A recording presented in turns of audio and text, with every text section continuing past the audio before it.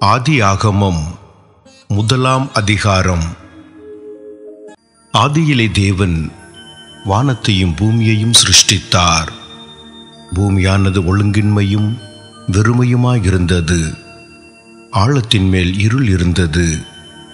தேவ ஆவியானவர் ஜலத்தின் மேல் அசைவாடி கொண்டிருந்தார். தேவன் வெளிச்சம் உண்டாக கடவது என்றார். வெளிச்சம் உண்டாயிற்று. வெளிச்சம் நல்லது என்று தேவன் கண்டார். வெளிச்சத்தையும் இருளையும் தேவன் வெவ்வேறாக பிரித்தார். தேவன் வெளிச்சத்துக்கு பகல் என்று பெயரிட்டார், இருளுக்கு இரவு என்று பெயரிட்டார். சாயங்காலமும் விடியற்காலமும் ஆகி முதலாம் நாள் ஆயிற்று. பின்பு தேவன் ஜலத்தின் மத்தியில் ஆகாய விரிவு உண்டாக கடவது என்றும் அது ஜலத்தினின்று ஜலத்தை பிரிக்க கடவது என்றும் சொன்னார். தேவன் ஆகாய விரிவை உண்டு பண்ணி ஆகாய விரிவுக்கு கீழே இருக்கிற ஜலத்திற்கும் ஆகாய விரிவுக்கு மேலே இருக்கிற ஜலத்திற்கும் பிரிவுண்டாக்கினார். அது அப்படியே ஆயிற்று. பின்பு தேவன் வானத்தின் கீழே இருக்கிற ஜலம் ஓரிடத்தில் சேரவும் வெட்டாந்தரை காணப்படவும் கடவது என்றார். அது அப்படியே ஆயிற்று. தேவன் ஆகாய விரிவை உண்டு பண்ணி ஆகாய விரிவுக்கு கீழே இருக்கிற ஜலத்திற்கும் ஆகாய விரிவுக்கு மேலே இருக்கிற ஜலத்திற்கும் பிரிவுண்டாக்கினார். அது அப்படியே ஆயிற்று. தேவன் ஆகாய விரிவுக்கு வானம் என்று பெயரிட்டார். சாயங்காலமும் விடியற்காலமும் ஆகி இரண்டாம் நாள் ஆயிற்று. பின்பு தேவன் வானத்தின் கீழே இருக்கிற ஜலம் ஓரிடத்தில் சேரவும் வெட்டாந்தரை காணப்படவும் கடவது என்றார். அது அப்படியே ஆயிற்று. தேவன் வெட்டாந்தரைக்கு பூமி என்றும் சேர்ந்த ஜலத்திற்கு சமுத்திரம் என்றும் பெயரிட்டார். தேவன் அது நல்லது என்று கண்டார். அப்பொழுது தேவன் பூமியானது புல்லையும் விதையை பிறப்பிக்கும் பூண்டுகளையும் பூமியின் மேல் தங்களில் தங்கள் விதையுடைய கனிகளை தங்கள் தங்கள் ஜாதியின் படியே கொடுக்கும் கனி விருட்சங்களையும் முளைப்பிக்க கடவது என்றார். அது அப்படியே ஆயிற்று. தங்கள் தங்கள் ஜாதியின் படியே விதையை பிறப்பிக்கும் பூண்டுகளையும் தங்கள் தங்கள் ஜாதியின் படியே தங்களில் தங்கள் விதையுடைய கனிகளை கொடுக்கும் விருட்சங்களையும் முளைப்பித்தது. தேவன் அது நல்லது என்று கண்டார். சாயங்காலமும் விடியற்காலமும் ஆகி மூன்றாம் நாள் ஆயிற்று. பின்பு தேவன் பகலுக்கும் இரவுக்கும் வித்தியாசம் உண்டாகத்தக்கதாக வானம் என்கிற ஆகாய விரிவிலே சுடர்கள் உண்டாக கடவது. அவைகள் அடையாளங்களுக்காகவும் காலங்களையும் நாட்களையும் வருஷங்களையும் குறிக்கிறதற்காகவும் இருக்க கடவது என்றார்.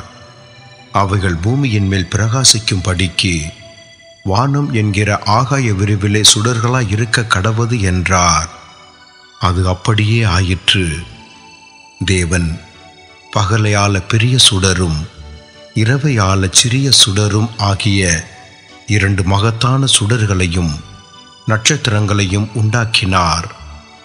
அவைகள் பூமியின் மேல் பிரகாசிக்கவும் பகலையும் இரவையும் ஆளவும் வெளிச்சத்துக்கும் இருளுக்கும் வித்தியாசம் உண்டாக்கவும் தேவன் அவைகளை வானம் என்கிற ஆகாய விரிவிலே வைத்தார். தேவன் அது நல்லது என்று கண்டார். சாயங்காலமும் விடியற்காலமும் ஆகி நாலாம் நாள் ஆயிற்று. பின்பு தேவன் நீந்தும் ஜீவ ஜந்துக்களையும் பூமியின் மேல் வானம் என்கிற ஆகாய விரிவிலே பறக்கும் பறவைகளையும் ஜலமானது திரளாய் ஜனிப்பிக்க கடவது என்றார்.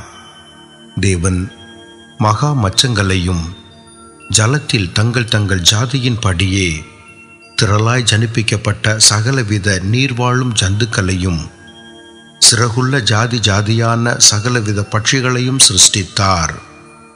தேவன் அது நல்லது என்று கண்டார். தேவன் அவைகளை ஆசீர்வதித்து, நீங்கள் பலுகி பெருகி சமுத்திர ஜலத்தை நிரப்புங்கள் என்றும் பறவைகள் பூமியில் பெருக கடவது என்றும் சொன்னார். சாயங்காலமும் விடியற்காலமும் ஆகி ஐந்தாம் நாள் ஆயிற்று. பின்பு தேவன் பூமியானது ஜாதி ஜாதியான ஜீவ ஜந்துக்களாகிய நாட்டு மிருகங்களையும் ஊரும் பிராணிகளையும் காட்டு மிருகங்களையும் ஜாதி ஜாதியாக பிறப்பிக்க கடவது என்றார். அது அப்படியே ஆயிற்று. தேவன் பூமியில் உள்ள ஜாதி ஜாதியான காட்டு மிருகங்களையும் ஜாதி ஜாதியான நாட்டு மிருகங்களையும் பூமியில் ஊரும் பிராணிகள் எல்லாவற்றையும் உண்டாக்கினார். தேவன் அது நல்லது என்று கண்டார். பின்பு தேவன், நமது சாயலாகவும் நமது ரூபத்தின் படியையும் மனுஷனை உண்டாக்குவோமாக, அவர்கள் சமுத்திரத்தின் மச்சங்களையும் ஆகாயத்து பறவைகளையும் மிருக ஜீவன்களையும் பூமி அனைத்தையும் பூமியின் மேல் ஊறும் சகல பிராணிகளையும் ஆளக்கடவர்கள் என்றார். தேவன் தம்முடைய சாயலாக மனுஷனை சிருஷ்டித்தார். அவனை தேவ சாயலாகவே சிருஷ்டித்தார். ஆணும் பெண்ணுமாக அவர்களை சிருஷ்டித்தார். பின்பு தேவன் அவர்களை நோக்கி, நீங்கள் பலுகி பெருகி பூமியை நிரப்பி அதை கீழ்ப்படுத்தி சமுத்திரத்தின் மச்சங்களையும் ஆகாயத்து பறவைகளையும் பூமியின் மேல் நடமாடுகிற சகல ஜீவ ஜந்துக்களையும் ஆண்டு கொள்ளுங்கள் என்று சொல்லி தேவன் அவர்களை ஆசீர்வதித்தார். பின்னும் தேவன், இதோ பூமியின் மேல் எங்கும் விதை தரும் சகலவித பூண்டுகளையும் விதை தரும் கனி மரங்களாகிய சகலவித விருட்சங்களையும் உங்களுக்கு கொடுத்தேன். அவைகள் உங்களுக்கு ஆகாரமாய் இருக்க கடவது.